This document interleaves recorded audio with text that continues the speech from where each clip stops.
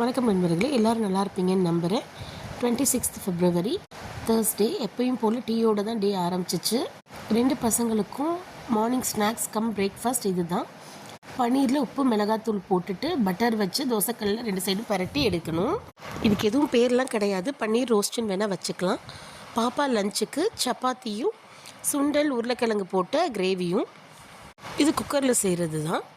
Evening try ஸ்நாக்ஸுக்கு 2 மேரி biscuit, அப்புறம் ஒரு மில்கி மிஸ்டோட இந்த ஃப்ரூட் யோகட் என் பொண்ணுக்கு ரொம்ப பிடிக்கும். ஸ்ட்ராபெரி ஃப்ளேவர் ஒன்று வச்சுருக்கேன்.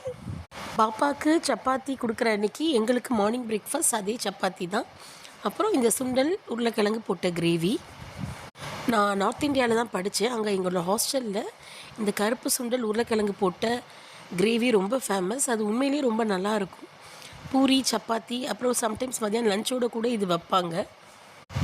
அது நல்லா இருந்தனால தான் நான் சப்பாத்தி பூரிக்கு இந்த கிரேவி செய்ய ஆரம்பித்தேன். பசங்க அப்புறம் வீட்டில் இருக்கிற எல்லாருக்கும் இது ரொம்ப பிடிக்கும். எனக்கு இந்த கிரேவியில் இருக்கிற உருளைக்கிழங்கு ரொம்ப பிடிக்கும்.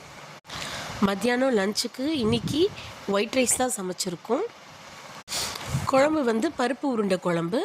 பருப்பு உருண்டை குழம்புக்கு கடலைப்பருப்பு ஊற வச்சுட்டு மினிமம் 3 மணி நேரம் ஊற வச்சுட்டு சோம்பு, ஜீரகம், பூண்டு, கருவேப்பிலை, கொத்தமல்லி போட்டு கொரன்னு அரைச்சி உருண்டைகளாக உருட்டி எங்கள் அம்மா டைரெக்டாக குழம்பு கொதிக்கும் போதே போட்டுருவாங்க.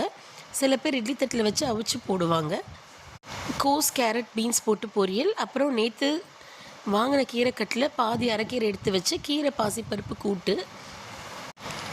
பருப்பு உருண்டை குழம்புக்கு குழம்பு கொதிக்கும் போது உருண்டைகளை உருட்டி போட்டோன்னா கொஞ்சோண்டு கடலை மாவு அந்த குழம்புல கடந்து திக்கான கன்சிஸ்டன்சி கிடைக்கும்.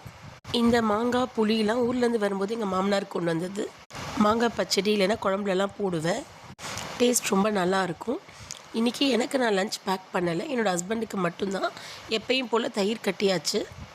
இன்னொரு வீடியோவில் பார்க்கலாம்.